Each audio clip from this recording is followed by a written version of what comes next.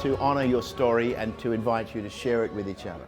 So the three things today is, number one, as Pablo said, you know, we're serving in the trenches with the neediest people, but sometimes we need to pull out of that and just say there's other people like us, sharing the same kind of experiences, the same issues.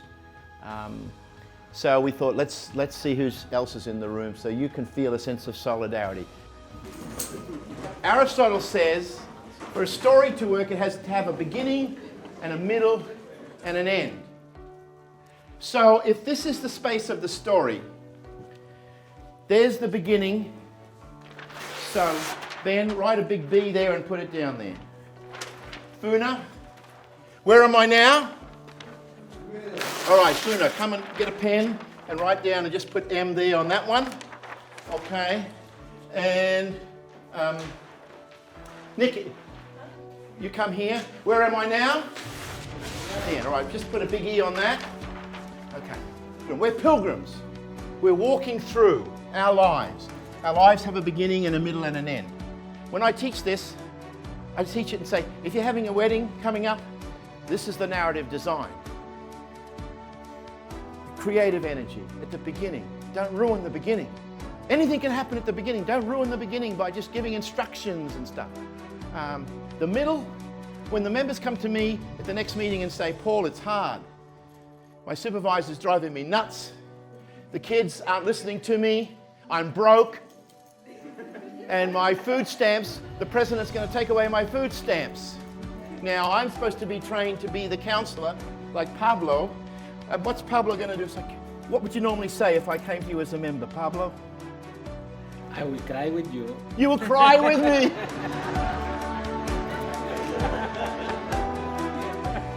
We'll cry with you, but from the point of view of a story, I will say, that's fantastic. It's fantastic, because if it wasn't complicated in the middle, you wouldn't have a story. You wouldn't have a story. Or you say to me in the middle, Paul, this is the best thing that's ever happened. It's brilliant, brilliant, brilliant, brilliant. And I'm going to say, then you're not taking enough risks. You're not going to have a story unless you have something to overcome in the middle. Just gently, as a pilgrim people, do a slow walk now until you get to me. All right, close, or open your eyes so you don't bump into chairs. Okay.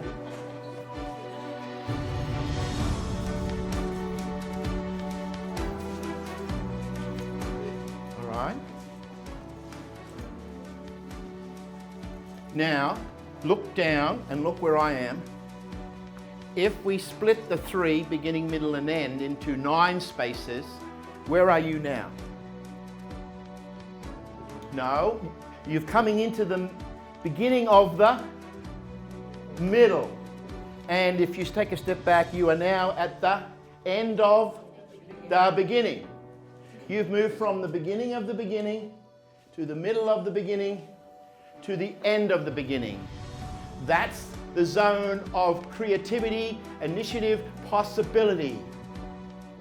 But now, the story has to get more interesting. There have to be a few dragons that come out of a cave and start breathing fire. Who would like to just share something that's really memorable that they won't ever forget around their opening story of joining Americorps and this whole job? I actually had no idea I was in Americorps until halfway through my week when I got the gray sweatshirt and I went, Tell us more. what is this? I had no idea what it was, and then that's when I knew that I was actually part of something way bigger than what I had originally signed up for. Did you think it was a religious sect or something? I was afraid of that, a little bit. Your journey is creating a story. It's creating a new story. And it's going to be a struggle, and it's going to stretch you. Your gifts are going to be discovered that you never knew you had. Walk with me now to the end.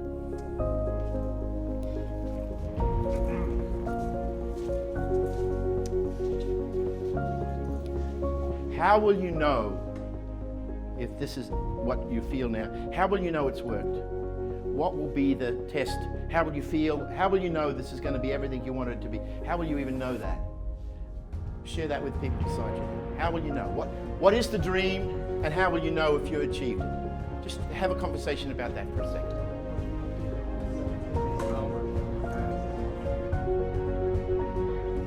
So this living stories process is a way of saying, what are your stories? Which ones are shaping you and which ones do you want to shape? Because that whole thing was, I want to teach people the power of stories. I want to teach people that stories have real effects on identity and destiny and community. And that if you understand that process, which I'm trying to demonstrate today, you can be more effective in dealing with change. There's about 40 people here. We're going to break up into 8 groups of 5 people. And we're going to sort of spread out. So each of you will have 2 minutes and 2.5 minutes at the absolute maximum to just share with the group a story that's coming in your head, and it can be any story. At my worst, I was like, I had to go to the blood bank to support myself while I was teaching. I'm glad you all learned about your stories too, because as Americorps, it gets tough. I have to readjust my finances to figure out what I'm going to do after those months. I think part of it is we're so focused on the power of the story that's told. But I want people to think about the power of the story that's heard. The listening. We listen through stories. The most important thing isn't the story you tell, it's the story you listen through. Revisit all the stories now and have a brief, appreciative conversation about what you like about each story. And out of that conversation, pick one that you think is the story that you'd like to be retold to the group. So I'm Janine. My story is entitled Reigniting My Passion. I started before my first Americorps journey, my plan was to be a professional actress. And I was at a cubicle and I was disconnected with people. And I decided to have a conversation with my younger self. And I asked him, am I doing the things that you expected me to do? And there was no answer. I was very depressed, suicidal, and I just didn't even want to live anymore. It had nothing to do with my mom. It was a simple fact that I didn't have no siblings. Like, I didn't really know what I was living for. My mom was always at work. It wasn't her fault. She had to pay bills. My dad was in my life, and I thought that was my fault. Hey, he doesn't love me. Maybe I did something. That's why he's not here. I'm not appreciated. My family had great things and wanted me to do great things in my life. So, as you all know, I joined the military to do that great thing that they all did. I went to basic training. So I made the choice to completely abandon my work in New York City and go back to little old Portsmouth, Virginia, Southeast Virginia, which is about 3.5, 4 hours from here. And that's where I grew up. And that's where I found Americorps for the first time. Nobody cares about me, love me or anything. In that moment of, I'm about to just go run out in traffic and kill myself, when I got shot, it was like my life was slipping away. I felt the tunnel. I didn't know what to do. I was running out of breath. Like, I was just confused. I spoke to my wife, and she said, you need people. You need to connect to people in a real way. Human connection is very important to you. Have you thought about Americorps? Unfortunately, I got hurt in basic training. With that, I was walking with crutches every day. I wasn't allowed to leave those crutches. And I got discharged. And when I got discharged, it was devastating for me because I went over there with a dream of coming back home with a full-on uniform and doing something greater. After I did those 2 years, like I said before in my expressions, I feel like Americorps is what makes you. And at that time, it made me. I found passions that I didn't know I had. And the main one was, I'm motivated by being with children, by serving children. And that's when this new journey began. And I'm a part of the Sligo Middle School program. And there are a lot of ESOL students, who have limited or no English, who live in a world that they're told that they're not smart enough, they don't have the ability, they'll never really make it. Every day when I went to formation, I was in my crutches, and every time I looked around, I seen units there longer than I marching to their graduation, where I just stood in formation, leaning on my crutches, watching them walk by.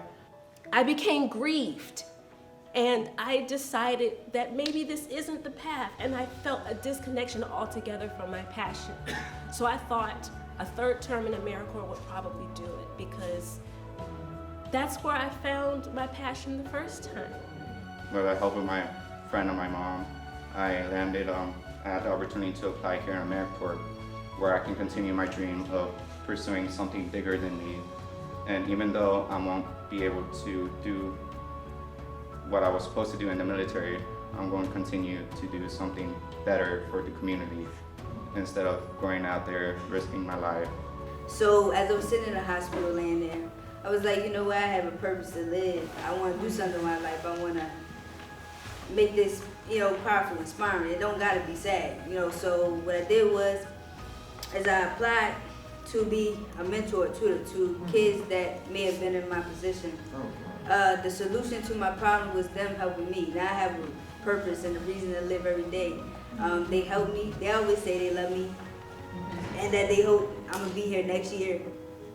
And so, that always saves me. So I have a purpose to live every day.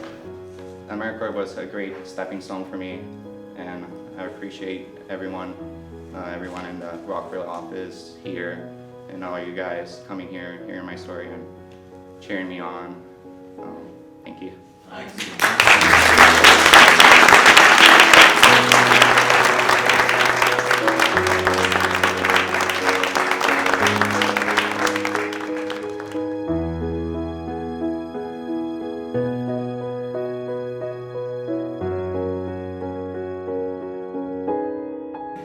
A story brought you into this room. You are now creating that history of the story you're creating. Beginning, middle, end. And then, as you walk out from your experience, it's what you take with you. Think about it. There's friendships, there's skills, there's learnings. But when you're a bit older, like maybe I am, all you'll have is the stories. All you'll have is the stories. That's the most precious, the most enduring, the most inspiring. So I just say, if that's what you're finally going to take away, do it intentionally now. It's like a stick. I don't have it on a t-shirt. I should, but it's like DIFTSOTS.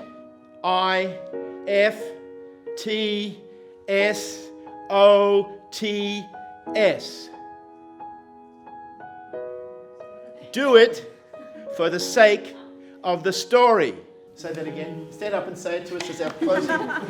Never doubt that a small group of people can change the world. Indeed, they can. Yeah.